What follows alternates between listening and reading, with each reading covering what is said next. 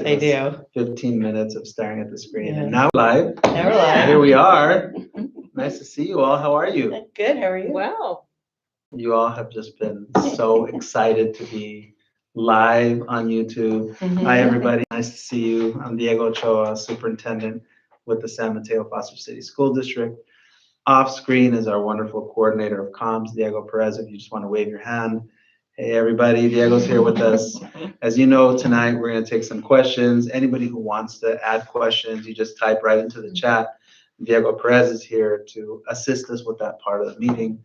But I'm really, really excited to be with my three colleagues who are just right at this table with us. So I'm going to have you get us started. Intro. Who are you and what do you do in the school district? Great. My name is Amy Burke, and I am the math coordinator for the San Mateo-Foster City School District. Yay! Happy to be here.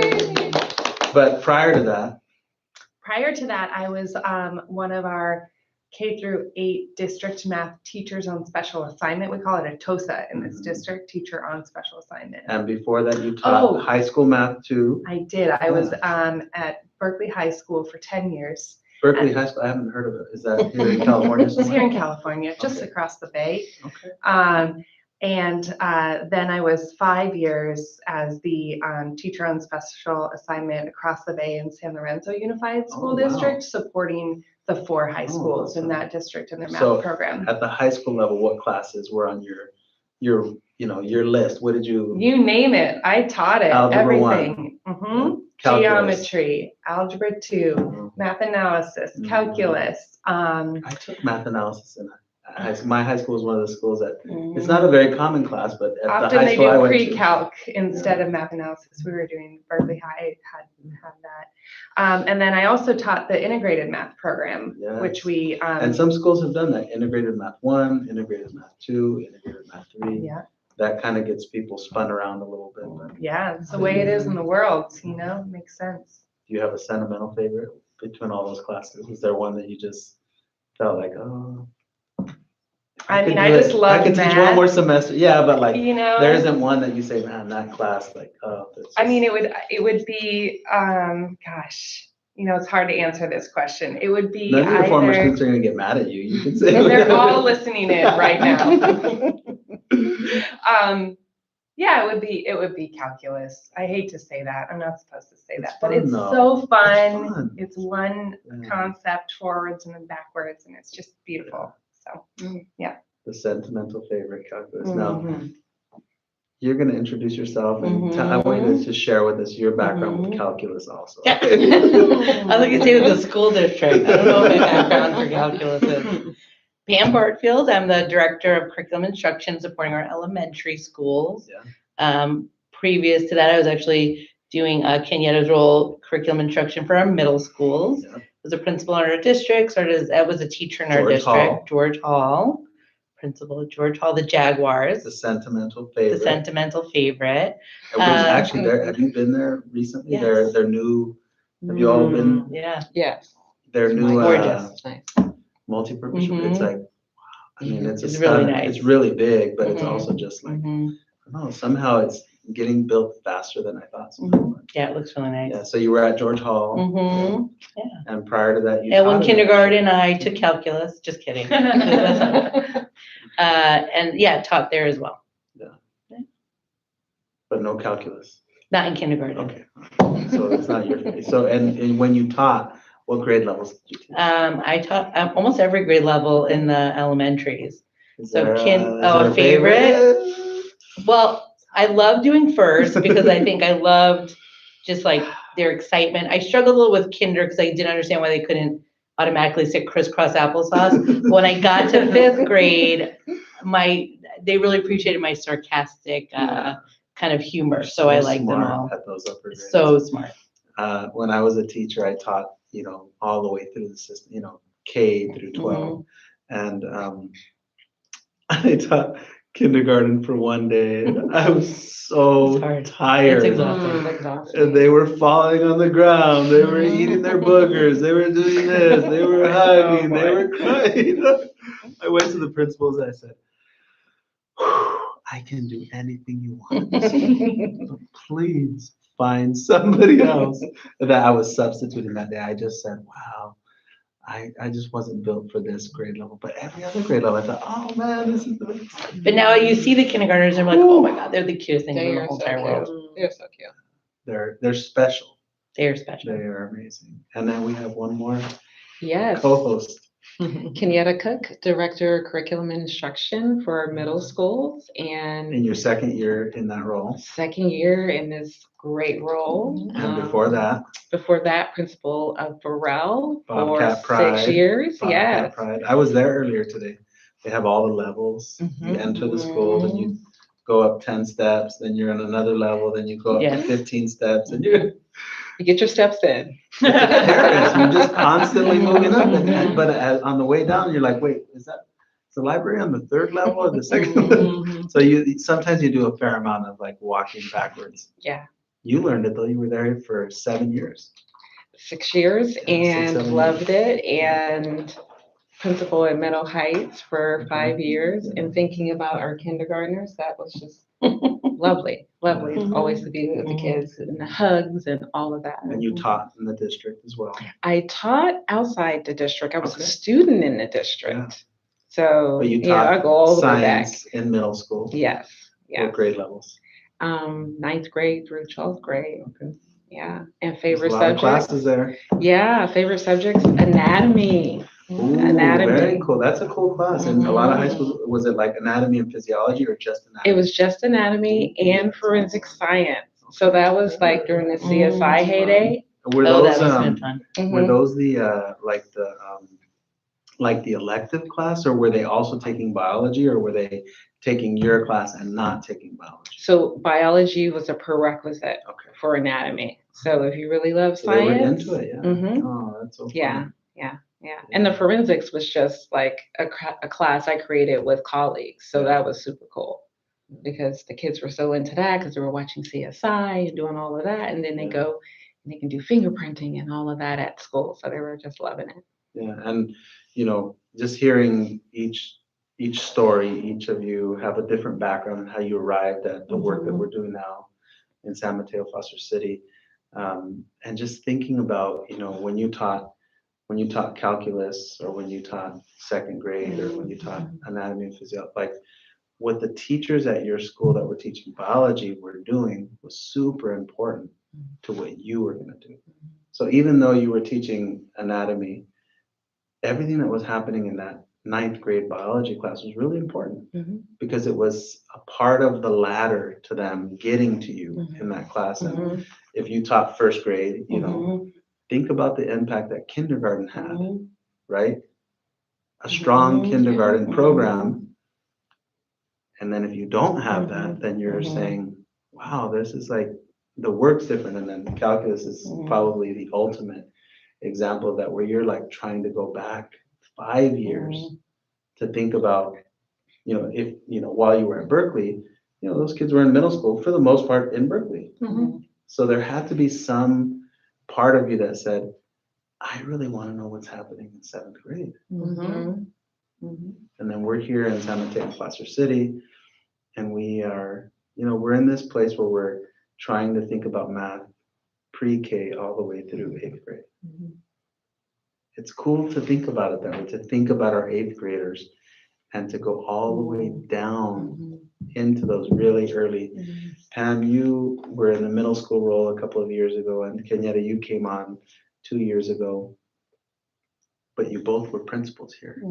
How big of a change is this? Help the families understand how big of a change it is for us to be thinking about math learning over that 9-year continuum of kindergarten all the way through 8th grade. It's very different than when I remember being here. And I remember even as a teacher in our school district, we kind of, middle school felt like this place that we didn't know much about. And so a lot of times it was just like, well, I know I'm in charge of this grade level. I might know a little bit more about the grade level before me and maybe the grade level after, but that's sort of where it ended in the elementary world. Like within arm's reach. Yeah. I think that's that's really where maybe some of the conversations were happening. Well, and a lot of times actually in schools, the schools are designed in a way where like the first grade teachers really are close to the kinder teachers, right? Like you think about creating a Proximity. school that way and saying like, oh, let's have the younger grades on this side and the upper grades over here. It doesn't always work out that way, but a lot of times it does work out that way. Sure. Yeah, and you were at Burrell as the principal, and prior to that at Meadow Heights. Did you thinking back 10 and 12 years, were there these kind of conversations where now we're thinking like really going all the way into kinder and coming all the way through 8th grade, thinking about math mindsets and math learning experiences that kids are having? So back then, those conversations were pretty much limited to just a grade span. And sometimes there was some articulation across the grades, but mostly when you think about elementary math, it's really about 3rd grade or 4th or 5th, whatever that discrete grade is. And then sometimes with facilitation from the principal or PD, we had articulation, but it was not like it is now where, in our respective roles, we're able to think systemically what's happening and foundationally what we need to have in place in elementary and what we're building towards, and be really strategic about focusing in. So our experience right now and how we're thinking about mathematics in our district is so different. It's so different, and it's really strategic, and it's really about vision, right? And about being really clear about the data and how our kids are performing. We're definitely doing that more now. We're really tracking data, and data is really informing our practices. And that happened more at the site level back then, but we now have a strategic district focus about data and implementation and how it's informing our moves. So very different right now. I think one of the hard things to do in education is to be willing to take that leap into doing something different. Amy, you came to the district a couple of years ago and you had a different position at the time. You were doing a lot of curriculum development was definitely part of it. Talk a little bit about how you joined the district and now the shift that's happened this year in your work as the coordinator for math.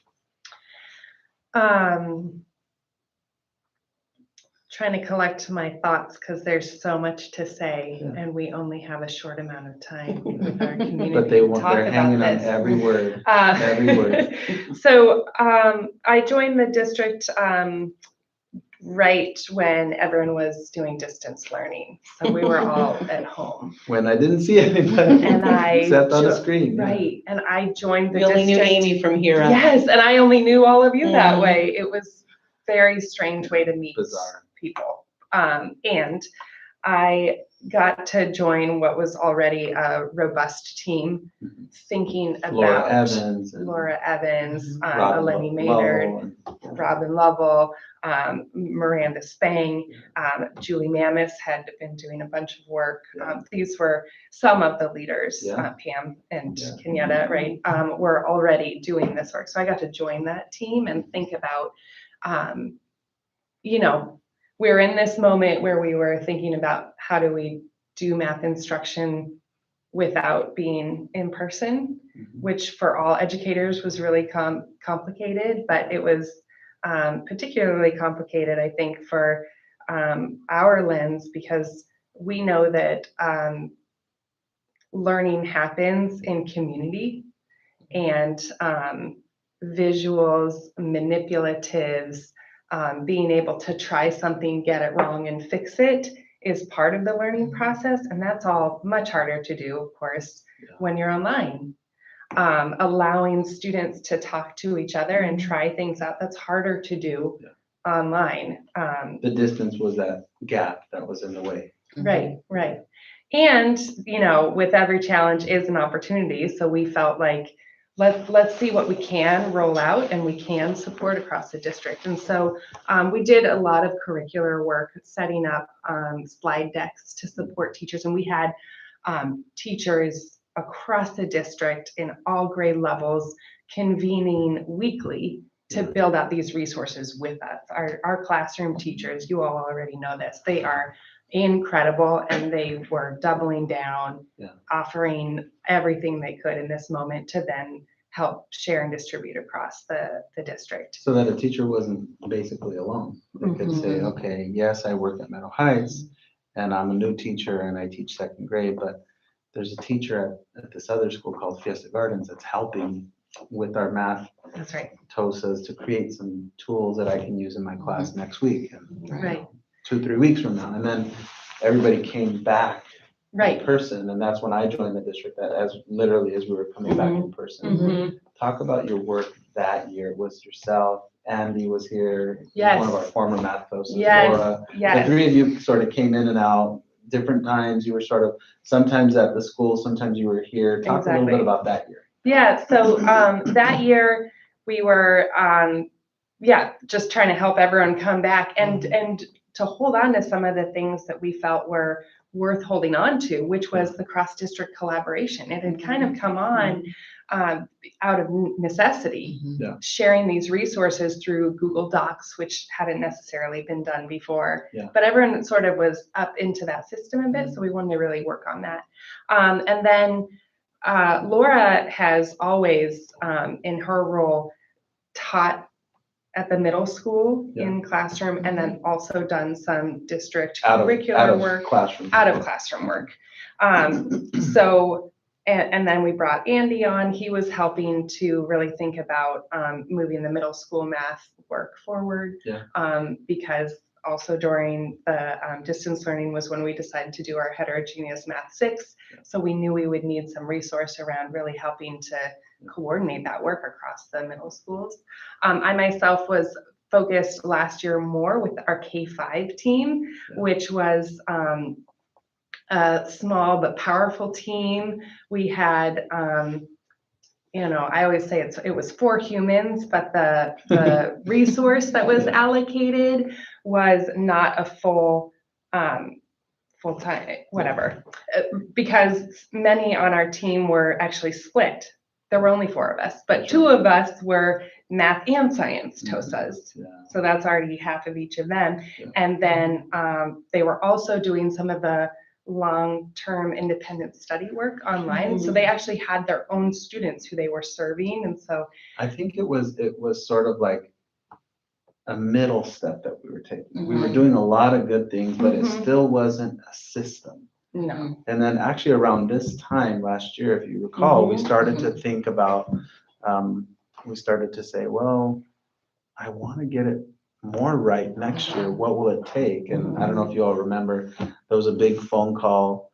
I was with my son up in Seattle. He was interested in, I have a college student up in Seattle, and I said, well, I'm still going to be at the meeting, but I was actually on they have an air tram over there. Public transport in Washington's really good. And we had this call, and it was a team of math educators, and we were just saying, what is it going to take? What do we need?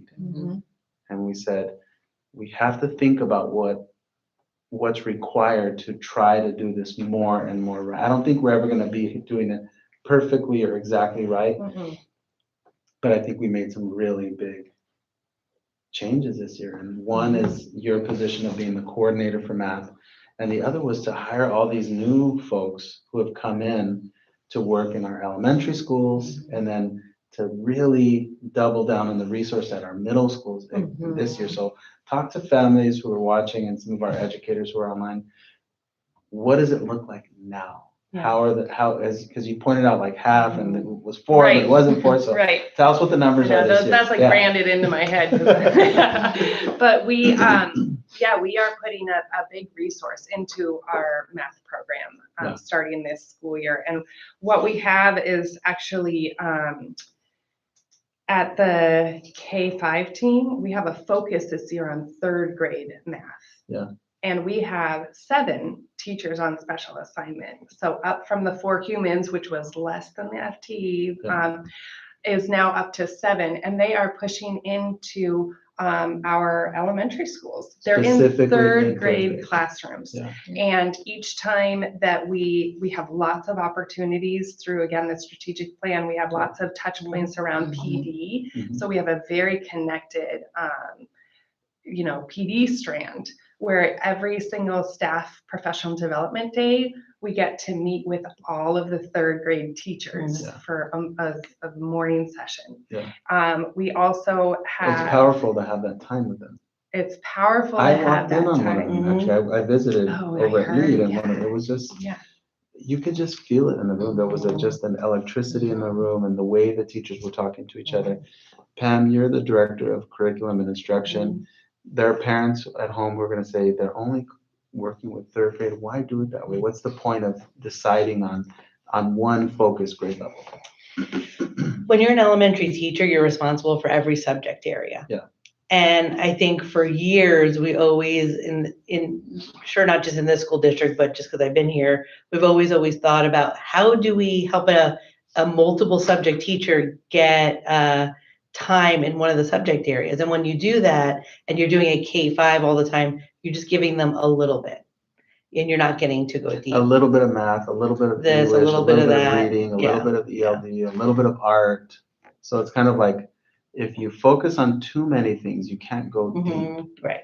But Mile these wide third and grade teachers are getting a lot of support. So part of our strategic planning, and I feel like we sat around this table a lot. We did. We have a lot of good memories. This but, is a good table. Actually, this was Dr. Rosa's I know, table. Did you know that? really nice. No, I didn't know that. No, this table, I have a more simple design aesthetic than Dr. Rosa's. I love this when table. people come in here, they go, "Oh, you painted everything white," and it's so But I kept her table. I know the table's a good and she's table. so happy when she goes, "Oh, my table's still here." So around this table, we talked a lot about elementary and the plight of the multiple subject teacher, and how do we ever give that time to really go deep. And so, I know we're not talking about the other areas tonight, but we made a commitment to what we're doing in K2. We talked about 3-5, and we knew third grade, and this was part of our conversation, is a pivotal grade level, especially on mathematics, where they're still young. It's their first year, with state assessments and other big assessments, that we could really spend time with our teachers, get in there and learn, and just continue to support our math program. So I think that was a big piece. We've also made this a 3-year commitment. Yes. Right. So when we went into this process, we said, we're going to budget for this for 3 years. I don't want to do anything for 1 year. If you do that, what happens is you can't see the long-term effect of an approach, because you only tried it one time. After you take that away, then you say, did it help? Did it not help? What was it something else that made it succeed or not succeed? But when you make that investment, and for us, it's $1 million. It's $1 million that we're devoting to giving what we think is really powerful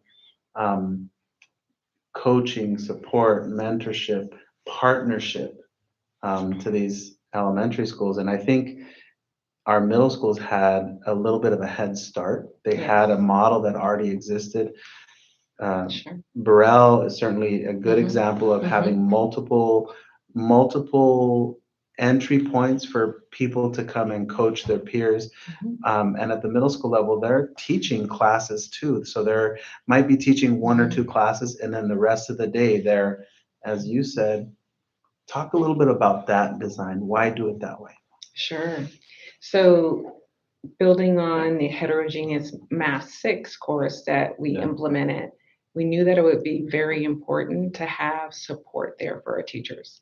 They went from teaching compacted math, where certain students were pulled out, to having all students in Math 6. And so that's a different course when you have all of your students in the class, in terms of how you have to think about the skill set, the instructional moves you need to make, how you're grouping, how you're engaging kids in conversation, timing. So we knew that was going to need to be a team lift. And we wanted them to teach differently. Right. The way we were rolling out the curriculum and the activities, and it was not, I don't know what your math experience was like, but when I went to school, it was almost like a race. Like, who could be the fastest person to finish these problems? So, I remember, I enjoyed it, but I remember sort of like, I want to finish this fast. It was as important to me to be the first one finished as it was to understand what I was learning. And I think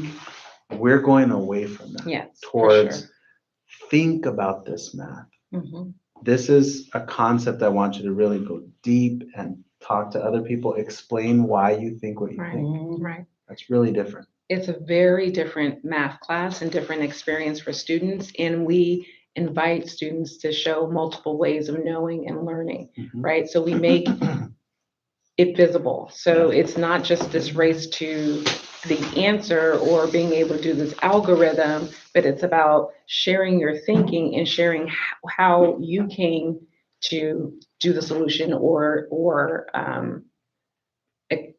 do the problem, Yeah, right? like So it's getting for them getting the answer right. getting right. Yeah. So it's really about getting students to know there isn't just this one right way of doing it, but really opening math up to say we value the thinking in a room. We value multiple ways of knowing and attacking a problem, and so we want you to be able to share that with your peers and have those deep conversations and really talk about math. So going deeper versus we have these standards, we have to teach them, here's the algorithm, go. Well, So and it could be like, it could, to a student, it can feel like, all right, it's Monday, I'm gonna get 15 minutes of teaching, and then the teacher might give me the rest of the period to do my problems, and if I need help, I'm supposed to raise my hand. And I went to schools where that was very common. I'm gonna explain to you what to do for 15 to 20 minutes, maybe 30 minutes, and then take the last 10, 15, 20 minutes to do the work on your own. And I think what gets lost in a scenario like that is we don't really know what kids might be struggling with. We don't really know where they entered the class that day and what they understood to begin with. Whereas I think what you all, as a team of math teachers, so you have the 7 math teachers on special assignment. At the middle schools, it's somewhere, 6 or 7 or so, right? So you have this team, but you also have the classroom teachers. You have the middle school teachers, and through the system, the 3rd grade math teachers.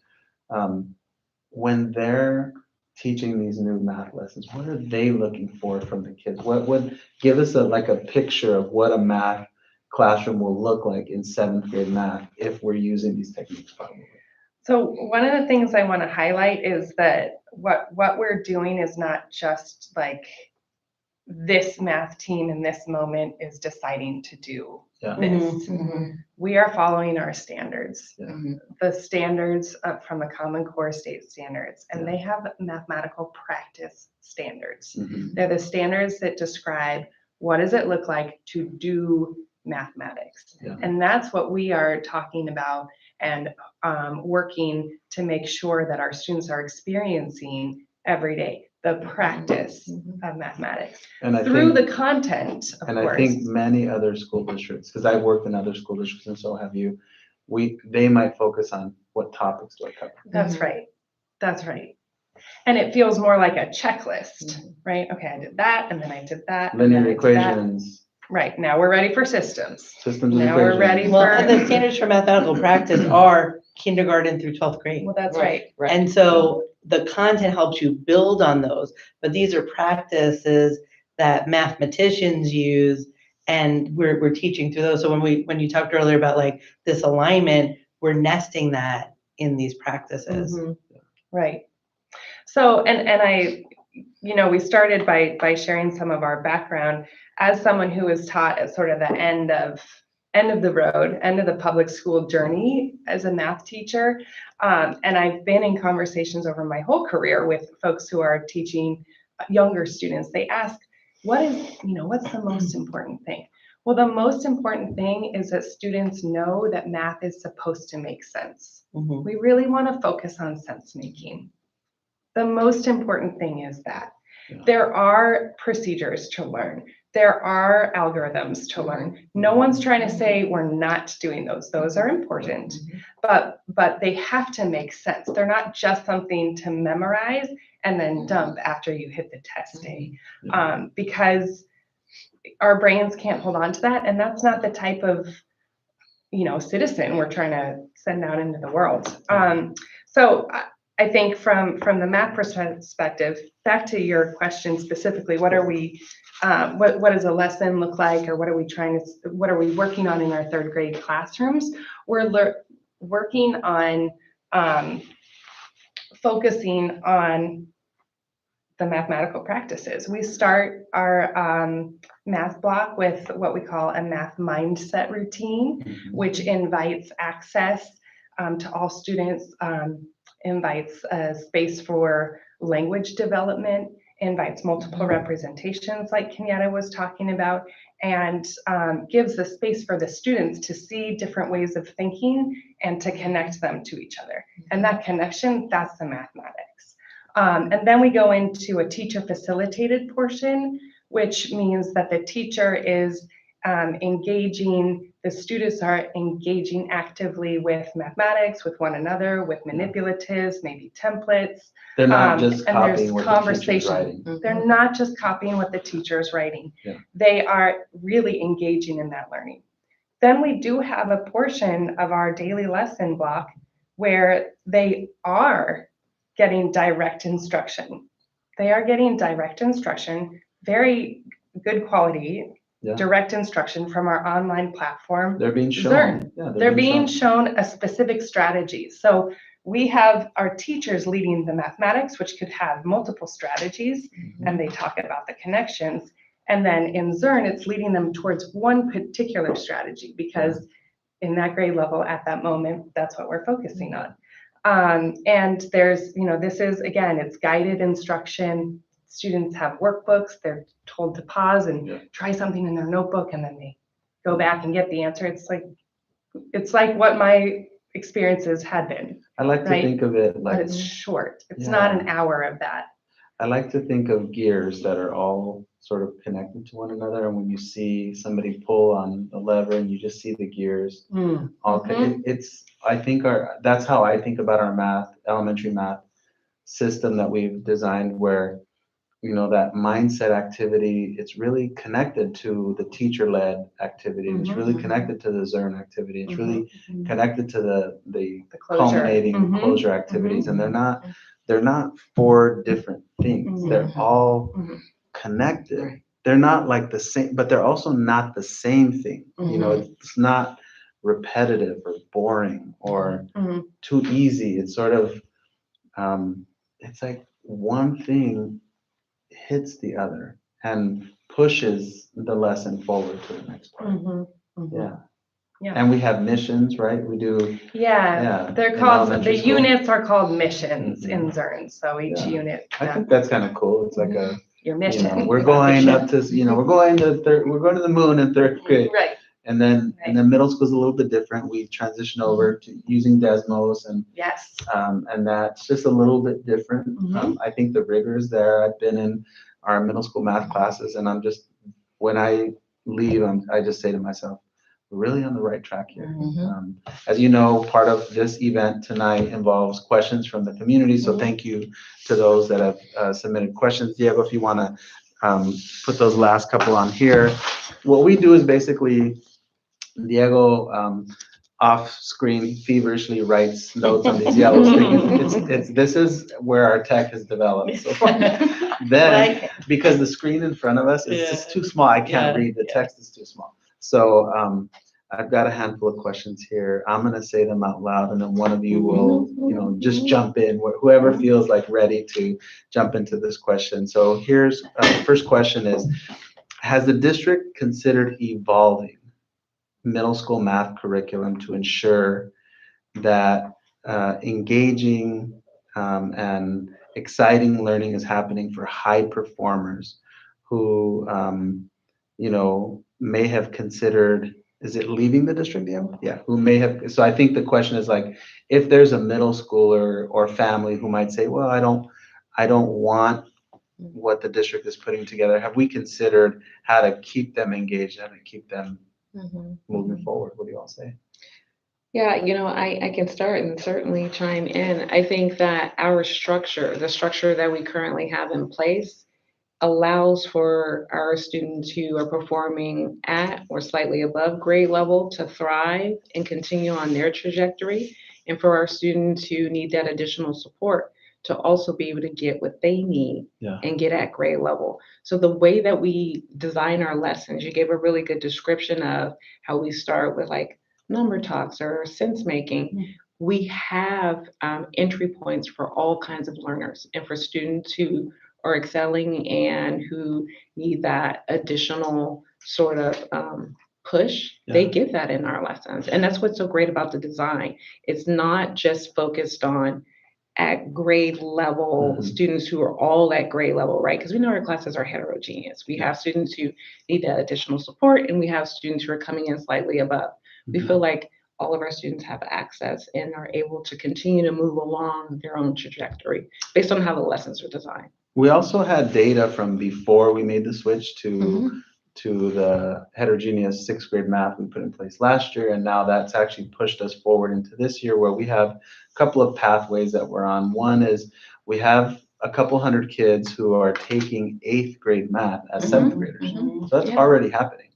And then next year they'll take algebra. And then we have a different group of students, about 700 and some odd kids, who are taking seventh grade math. And they're not taking anything accelerated or anything compacted. They're taking the full seventh grade math class. I just looked at our grades. The grades in seventh grade math are excellent. I think there's like 60 some odd % of kids getting an A or B in those classes. That's a really high percentage. Those are kids who probably they're going to think about when they go into eighth grade next year. We're going to give them the option of taking 2 math classes, which would allow them to take algebra in middle school. So what's going to happen is kids that want to accelerate and want to be taking a single algebra class in eighth grade, they're going to be doing it next year. And those that want to take the 2 full classes, the reason that's important is because it doesn't compact it. They get the overall instruction they need. It happens in one semester, but they're getting the double We're amount not of skipping time. content. We're not skipping standards. We're not taking it out and saying, cut this, cut this, cut Which this. we cut did. this. Right. And in the past, we did that. We Yeah. literally took things out and said, we don't have time for that. We have to take 2 classes and squeeze them into 1 year. And I think this is a stronger way to do it. Ultimately, our data is going to explain to us and show us what we need to improve on and what's missing. We do have a question about our diverse student population and how you define a higher bar for students, and setting higher expectations rather than lowering the bar. I don't think we lower the bar at all. I think that's a person's perspective. I would disagree with that perspective, but we're all entitled to our opinion. I think I know what, to me, constitutes learning.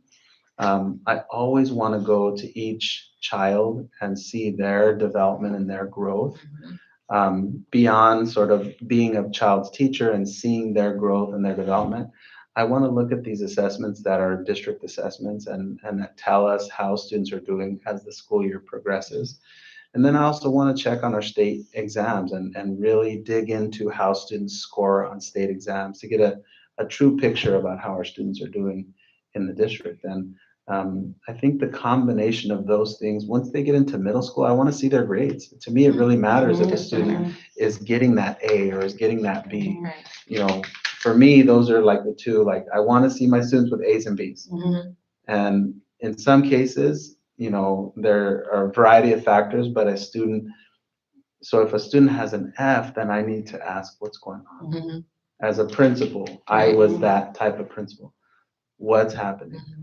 If I taught, I'm really worried. I'm like on the phone with parents, I'm talking to the kid, and you know, every child has a different story.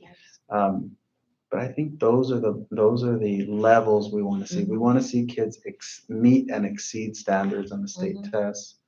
And we definitely want to see kids earning those A's and B's in school, because that's really, those are the ladders, the steps on the ladder that they need to reach in order to attain that readiness for high school. And then, you know, a couple years down the road, we pick up the phone and call the high school district and say, hey, let me see how our students did on your AP calculus test or your AP statistics test. I think one other piece to that is one of the stands for mathematical practice that is a really part of our work is communicating math, you know, reasoning. And I think when we expect that from all students, that's really raising the bar. And we know that a lot of times you'll say to students, well, how'd you get that answer? And a lot of times I'm not sure. Mhm. So by asking every student to be able to communicate their thinking is raising the bar for everyone.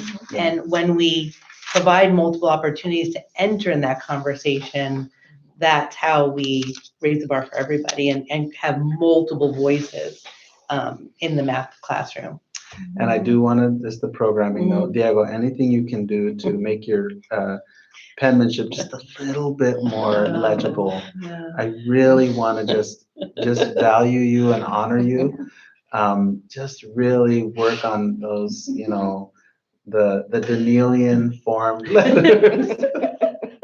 I just want to tell the public that if I miss a word here and there, I just don't want to say I was it. wondering if you were able, maybe for all these times that we've done I it. taught that you elementary could school, read so I could pretty much read anything. But Diego, you're giving me a run for my money here. All right.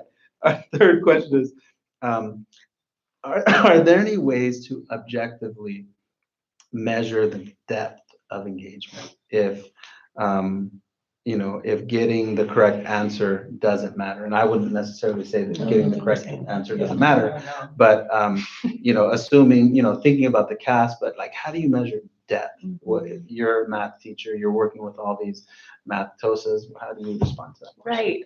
Well, the first thing that comes to mind is what Pam was just talking about. So, the answer, the solution does matter. And how is that student able to communicate their thinking and their reasoning? And so a lot of our tasks and our assessments that we give in this district ask students to explain your thinking or take a look at this student's thinking and critique that thinking. Yeah. Is this correct Critique the reasoning thinking of others, yeah. Yeah. That's great. And where might you, deviate from this thinking? Yeah. So asking our students to give those explanations and to carefully think about someone else's thinking, that's some of the depth that we look at. Yeah. Also, what I talked about briefly earlier is the connections between representations. Like in middle school mathematics, right? There's an equation way to represent a relationship. There's a graphic way to represent a relationship. Yeah. We might ask students to give like a story problem or an example representing such a relationship. And being able to connect those representations together, that shows a depth of understanding. Let me tell you what I like about the question, this question. It's making me think of what it would look like if we said, okay, let's go camp in one classroom, one sixth grade math classroom. And from an observational standpoint, not getting involved with the kids, but just being in the room. And then when the kids are involved in this work, having a person who's doing data collection on the actual engagement, on the questioning, on the explanations, on the critique, on the analysis. And then the written work the kids do is actually pretty it's pretty extensive, and it's very, I think our math teachers do a good job of visually representing what kids are doing and how much thinking is going into what they're doing. And then I want them to go to a classroom or a subject area that doesn't have this level of coaching and this level of analysis and this level of focus on engagement. And I guarantee you're going to see a humongous difference. Right. You know what I'm talking about? I do. And you see the difference around academic discourse, right? The And that's what I'm level of saying, like academic actually discourse. notating how much student talk is going on. And when they talk, how many of those engagement examples are critique and analysis, and how few are identification or naming or reciting, right? Because I think we can all sort of, in our mind, we can all go back to our seventh grade world history class when we were all at our middle school, whatever middle school you all went to. But, we had there was like we used to call it a hosiery, which was hammer out a section review every day. That I've was never when I heard was of a that. teacher. Me neither. I know, but isn't it like awesome, right? Like, no, like, oh yeah, Yeah. hosiery. Like, what are you doing? Hosiery. Oh, hosiery. Yeah, like Yeah. hammer out a section review. What it meant was give the kids something to read and tell them, now do the section review, Yeah. right? Mhm. I went to a middle school where we had a lot of football coaches who taught us history. Mhm. And I love these people. Their pictures are up in my Yeah, office, yeah. but they Hosiery. gave us a lot of hosiery. They just said, Not hosiery, hosiery. hammer out a section review every day. Mm. So it was one of those things where we weren't talking, we weren't explaining, we weren't discussing. And, and now I go into our 6th, 7th, 8th grade math classes and I'm like, these kids are doing all that. But this question makes me think we should Yeah, we actually, could do that. Yeah. we should actually collect data on that. You could pull from the standards for mathematical practice. Are they noticing patterns? Are they connecting? I mean, we can definitely do that. And also within that class, Mhm. survey the students to ask them about that engagement. Mhm. Mhm. And then survey the TOSA supported, Common Core driven instructional models. So, yeah. Yeah, I think that's a great question. I feel like it also connects to the last question.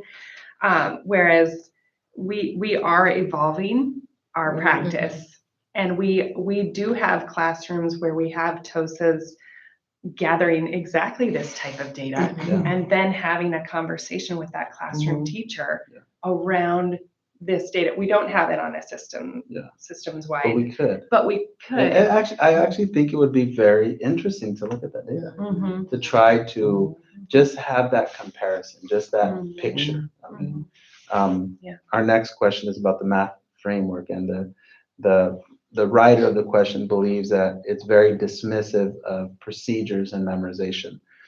And if that is our philosophy, I think the question is that our philosophy, that we're dismissive of procedures and memorization, but also, why do you think kids don't need both conceptual understanding and procedural mastery?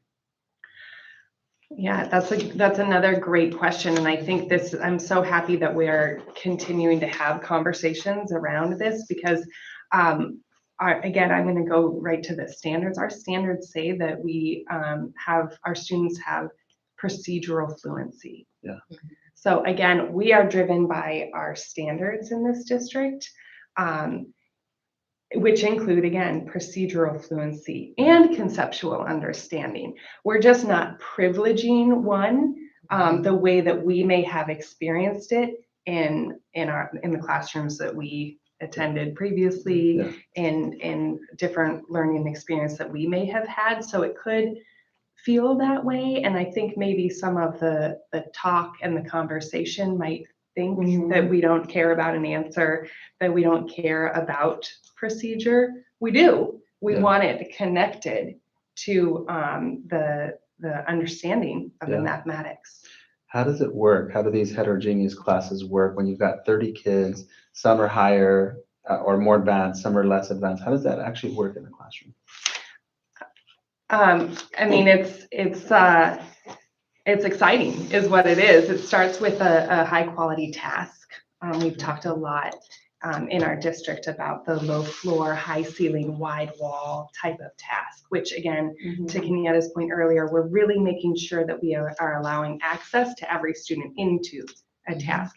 But we're not just saying, okay, great, everyone's here, let's stop here. We're saying, how do we raise the ceiling and allow everyone to or to go deeper to that student's depth. So I think part of it is around the task, a huge part of it is around the task. And then another piece is around the ways that our classroom teachers and our peer coaches are working with sets of students to engage every learner in the conversation. Because we truly hold the belief that every mathematician in our classrooms has something to contribute and something to learn. And so if you really hold that to be true for every student, then it starts to become easier to say, Pam, how are you thinking about this? And to truly get curious about how Pam's thinking about it in relation to how Diego's. They always surprise. And that's why I'm like starting to glow, because I'm thinking about classrooms. Like, it's so amazing. And we have our teachers in this district are dedicated to and committed to making those spaces. Are we there yet at every moment in every single classroom every day? Not yet, but we're evolving, we're working on it, and that's our mission. For our teachers who grew up in Philadelphia the day after the Super Bowl, they didn't have a great instructional day that Maybe day. not. They had a rough day the following Monday. Could have done some math. Thinking about that Super Bowl. Yeah. There was a bit of a hangover on that one. They were having a hard time. I think there's a question too about kids who are ahead and how does showing multiple representations of math help them? Why, Kenyatta, you were the principal at Burrell, a lot of really awesome learners at Burrell, achievements really high at the school, and certainly when you were there, your school, was recognized as being a high achieving school. Why is it important for kids who are advanced in their academics? Why should they be in these activities where they're challenged to show multiple ways of understanding things? It's so important for our students to show that they not only understand, but can explain their reasoning, their thinking, their problem, their solution. Because once you can explain to another student, that's that upper tier of being able to go deeper. If you can explain something and really articulate that to another student, then you're showing a deeper understanding. Yeah. So it's really about students being not only comfortable in that setting, being able to do that, because one of the focuses, if we're here talking about math, but one of the other focus that we have this year is sense of belonging and kids being comfortable in the classroom space. We want all of our students to feel comfortable, but we also want kids to be able to take risks and be vulnerable and be able to show the deep thinking by being able to explain. Because once you can take it to that level, then you're demonstrating critical thinking. You're demonstrating critical thinking to your peers. You're demonstrating critical thinking, obviously, to the instructor who's in the classroom, the teacher who's in the classroom, and they can assess where you are to kind of take you to the next level. And Amy, you taught calculus in high school and Berkeley High School. You're going to have a lot of high achievers there, and at the same time, we know what statistics say about high school calculus, and there are big chunks of kids who take high school calculus who either drop out of the class, don't finish the full year, or take the class and then don't take the advanced placement class because they don't feel that they'll succeed, or take the advanced placement class and don't do well on the exam that's supposed to judge how well they did on the. What do you think would have been a pretty common reason that kids who would have made it to calculus, whether it's at Berkeley High School or not, I guess it would apply to any high school teaching the calculus class. But in the good old days of do these 30 questions and get them all right, what was missing back then once the kids got up to that highest level? So it wasn't 30 years ago, but when I was teaching AP calculus, thank you, just clarifying. It was 6 years ago. More than that, but honestly, from my experience, until I also began teaching the integrated math classes that I was teaching, that from my experience, this was the first time where students were really being asked to explain your thinking. That is what our AP math courses require students to do. AP statistics, AP calculus, and they're not just asked, for 18 Solve. as a solution. Yes, 18 is there. And then, what are the units? Calculus is applied, right, is the language of physics. So it's applied mathematics. And then what is your reasoning? Nod our head I was like, Can you explain? Absolutely. Can you explain your reasoning? And the exciting thing is that now we don't have to wait for the AP math courses to do that in math class, because our kinder through 12 standards ask students to explain all along. So our students are doing that daily. And it's because these are college and career standards. I always like to think about that, because when we're thinking about college and then to career, in a lot of careers we're using mathematics, you have to think of multiple ways, whether it's a STEM-based career or science or wherever you're applying that mathematics. I would think my wonder is why someone maybe wouldn't want their child to know multiple representations. I'd want my student to keep going and say they can do their own child. Like they figured out this way, and then they can come around it and look at it this way. Because as adults and in a lot of our careers, we sometimes think like, okay, this is the right answer, but then we find out, nope, that part's not happening. Now we got to come to this direction. It's a way of approaching the problem. In this case, we're using math as the vehicle, but it'll actually help them in their science class. That's right. And science, tonight's not about science, but we're really doing some different things with science in our middle schools too. Yeah. It's exciting. I mean, very different. Very hands-on. It's not just copy down the ion chart and the phyla, and you probably get excited thinking about that, but I have some nightmares on those, but you're just writing things down. You're just, I can, and to a certain extent, you can memorize some things, and then when you take a test, you get, 20 out of 25 correct, and hey, I have a B+, that's great, but what did I really learn from it? What did I really take from it? And I think what's happening, I think math had this head start, but science is catching up, because what the kids are being asked to do in our science classes is very different. It's not just memorization. So these skills that they're learning during their hour-long math class, support science. There's some application in those science classes. We have a question on how kids will sign up for this double block of Math 8 and then double block of Algebra second semester. I'm just taking them through selecting their classes, and we now have their grades, we have their test scores from last year, their test scores from this year. So talk a little bit about that process. Sure. So we've been engaging in a conversation at the district level about, really making sure students have access, particularly students who traditionally haven't had access to algebra in 8th grade. And so, definitely looking at the grades. That's a very important piece. How are they doing this year? How are they doing this year? We want students to be successful in the course. We have some internal tests that we've given. We call them CFAs. Common Formative Assessments, or CFAs. We're going to take those into account. Looking at grades, looking at CFAs, also engaging teachers around this conversation as well, and making sure that we have a video that's going to get ready to go out soon to families that actually describes this process in detail. Good. So families will get this video and it'll explain how do you access it.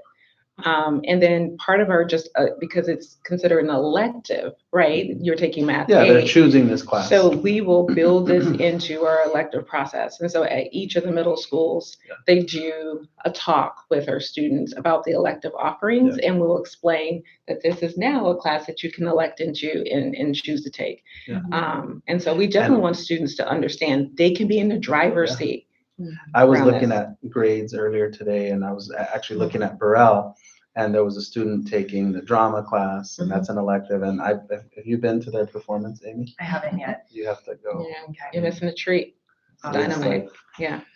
I was a high school principal for 10 years. The kids at Burrell can outdo high school drama. Amazing. Really, really good. Like, wow. Do they like a set of twin 3-year-olds at these? We do have like younger kids that come on at the very beginning. At the very beginning, usually, like kids of staff members, and they're part of it. Find a family member, phone a friend, show up with your significant other, and let's go watch it. No, but it's really very. But I saw that in a certain schedule, and I saw Spanish. So for a student who wants to take those two, Math 8 without the double block will probably be their choice. And I think we really like that too. We really like students taking the 2 electives and taking the full year of Math 8, because if they can succeed in that class, then they're really ready for high school math.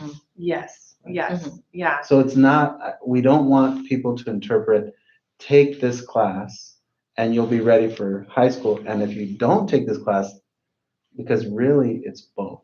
If a student takes Math 8 next year and doesn't take the double block, we think they're going to be ready for high school math.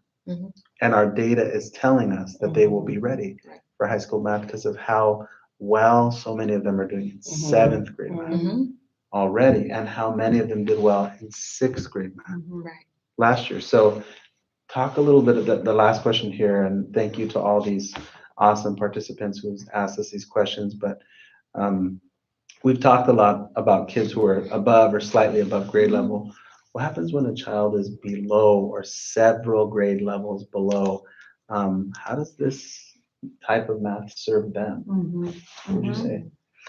Well, I think we've talked a bit already tonight about really increasing access into the math learning experience of the classroom. Yeah. What we have seen previously to changing and really embracing our standards for mathematical practice as a piece of our program is that when students enter a classroom and they see, oh, it's about speed, oh, it's about just correct versus incorrect, there's not really a way to access that learning space. Yeah. So by opening up the task and by setting up classrooms where every student's mathematical contribution is valued and expected, we are, not inviting, but engaging all of our learners in the space.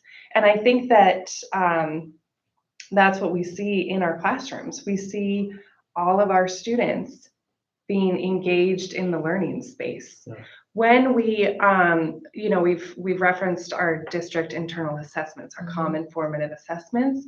We do use those as sort of a dipstick for where are our students, where are they performing in this moment on this set of content. Yeah. And so we sort of dip the dipstick, take it out, and we see if we have a set of students who are really not accessing the content, they're showing us right now they're not learning, we take a look at that and say, we're going to invite you students into our Math Boost program, which is our after school extended day intensive intentional math support program, which again, we have serving a couple hundred kids. We have our classroom teachers, and at the elementary level, we also have some classified staff members who are working with students after school around the content that they need. But it's not just the content, it's also the math mindset. Showing students that, setting up spaces where the student begins to believe, I have something to contribute. And we've heard some feedback from classroom teachers, maybe who aren't teaching the Boost, but who have these students then rejoin their classroom, saying, all of a sudden, these students are talking in class. They're participating They actively, have that confidence. and that confidence is what's going to really help all of our students. Yeah, and then we wrote some grants to the County of San Mateo. Many thanks to the County of San Mateo, our former school board member and now County Supervisor Noelia, and to her team over there and all the wonderful people at the county office. They put some funds out and did a competitive grant process asking local education agencies and community service agencies to request funding to do more tutoring and more enrichment and more summer programming. And we've received $300,000 over 2 different grants. We're using that to pay for turkey camp. Yes, sunshine Camp spring break coming up, summer camp. and summer camp. Come on now. Yeah. So are they doing math at these camps? We are doing math at those What camps. kind of math? We're going to be doing, actually using some in the math booth. So ST math, some hands-on mathematics, mix of both. Actually, Amy and her team and we pick part of kids designing based that with on us. academic need, And economic need. So when we put these we're not sort of guessing who might be there or saying anybody who wants it. We're saying who needs this. Pick up the phone and call these folks and get the kids in. I think it's a real test case for how we take the really high-minded thought, desire, concept of teaching math in this new way and connect it to a systemic approach to coach educators, to create curriculum, to deliver instruction, to monitor results, and then to do something about it when kids aren't learning. And I think it's a real testament to the work of a lot of people. Yeah. All those math instructional coaches, all of our classroom teachers, our administrators, and then obviously the team here at the district office who does, including all 3 of you who just do really, really powerful work. And I'm excited to see all the results coming in. So I want to thank the 3 of you for being with me. Thank you to Diego for all your work here. And I hope you join us all soon in our next engagement. Yay.